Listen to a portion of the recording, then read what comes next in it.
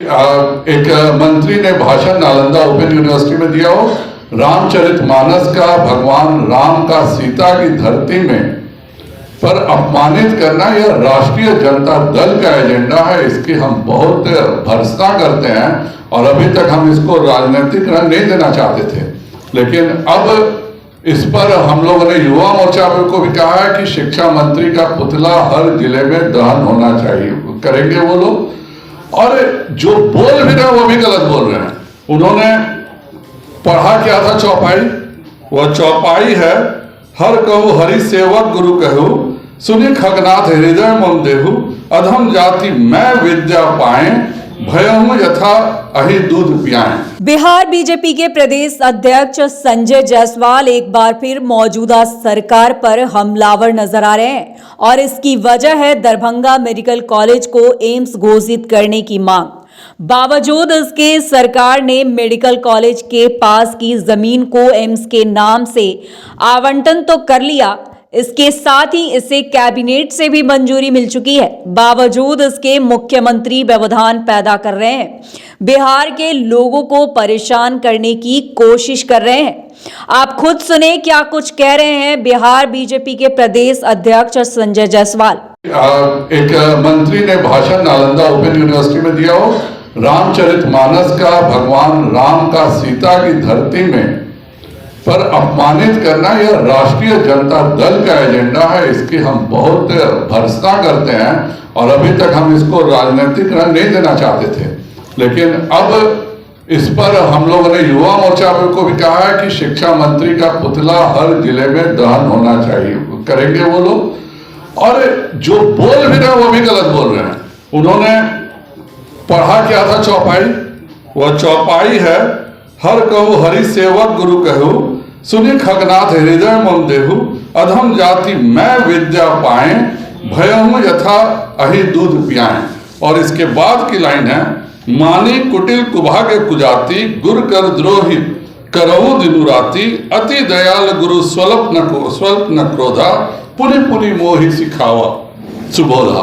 अर्थात कि यह काग जो है वह गरुड़ से कहता है कि गुरुजी ने शंकर भगवान को विष्णु भगवान का सेवक कहा और यह सुनकर के मेरा हृदय जल उठा और मैं जो कौवा जैसी नीच जाति का था, विद्या पाकर के भी ऐसा हो गया जैसे दूध पिलाने से सांप। और दूसरा लाइन का अर्थ है, अभिमानी कुटिल दुर्भाग्य और कुजाति मैं दिन रात गुरुजी से द्रोह करता रहा।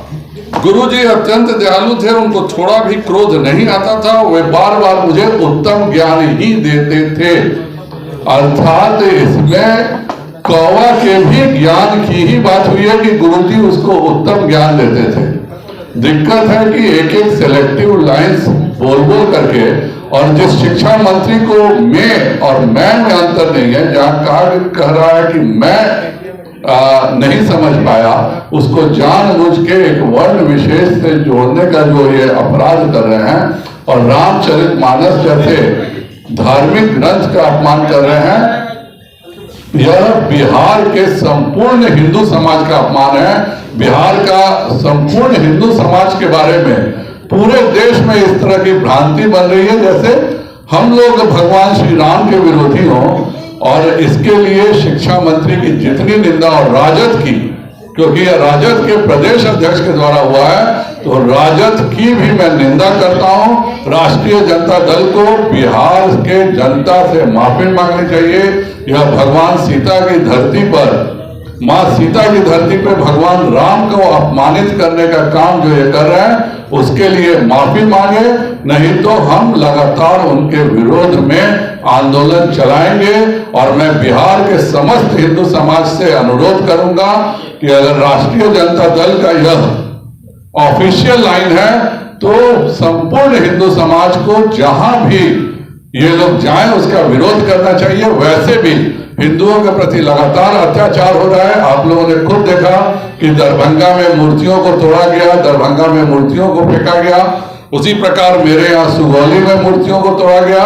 यह एक राजद के खास, जो मैं शुरू से कहता था कि पीएफआई के एजेंडा पर यह सरकार चल रही है।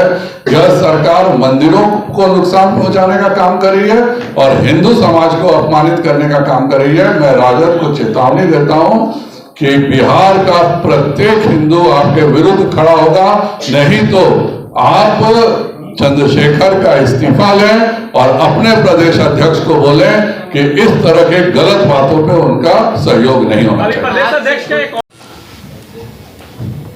पहले तो उन्हें यह भी नहीं मालूम है कि महर्षि वाल्मीकि जिनके आश्रम में सीता रहती थी वह किस जाति के थे।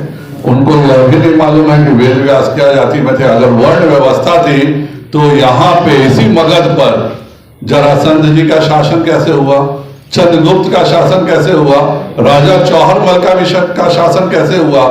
कोई ऐसा हिंदू में उपजाति नहीं है जिसके महाराजा नहीं हुए हों हिंदुस्तान के इतिहास में। ऐसी एक जाति आप खोज के दिखा दीजिए जिसके राजा इस हिंदुस्तान में नहीं हुए हों। तो यह सभी को लेकर चलने का था और हम सब कुछ याद रखते हैं।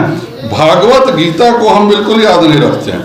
भागवत गीता के 18वें अध्याय के 41वां श्लोक में खुद भगवान श्री कृष्ण ने कहा है कि हे परतम, ब्राह्मण, क्षत्रिय, वैश्य और शूद्र के कर्म स्वभाव से उत्पन्न गुणों के अनुसार विभक्त किए जाते हैं। तो यह भागवत गीता का इस ज्ञान को अगर आज कोई कहता है, उसको कहता है, और कभी भी हमारे यहाँ समाज में बंटवारा नहीं रहा।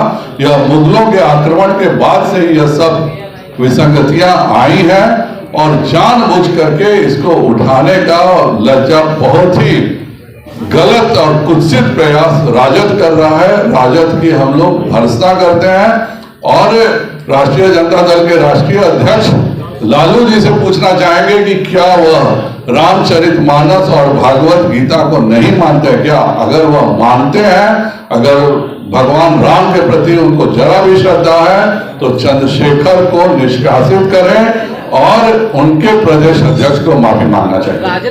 कुछ दिनों से देख रहे हैं माननीय शिक्षा मंत्री ने जिस प्रकार से कहा है रामचरितमानस के बारे में, वह जितनी भर्त्सना की जाए कम है। और पहले तो हमें यह लगता था कि यह शिक्षा मंत्री का निजी वक्तव्य है, लेकिन आज बिहार में राजद के प्रदेश अध्यक्ष ने साथ खड़े होकर बता दिया कि हिंदू धर्म का अपमान करना राजद का एजेंडा है, यह किसी शिक्षा मंत्री का एजेंडा नहीं है।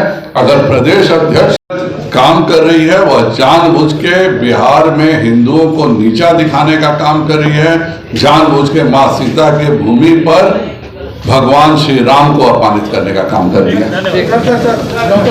तो सुना आपने, इनका साफ कहना है कि मुख्यमंत्री नीतीश कुमार 2024 तक बिहार में दूसरा एम्स नहीं बनने देना चाहते। उनको डर है कि इसका फायदा बिहार को होगा। यही वजह है कि ये बिहार में दूसरा एम्स बनने के बीच रोड़ा अटका रहे हैं।